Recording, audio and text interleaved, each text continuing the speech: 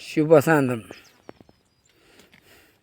దురదృష్టం అనేది మనిషికి వెంబడించినప్పుడు వెంబడిస్తూ ఉంటుంది, లేకపోతే ఇంక దరిదాపులు రాదు. ఇది పక్కన పెడితే పొంగ పొంగ కాళ్ళలోని ఎలుగు తడు ఆగింది.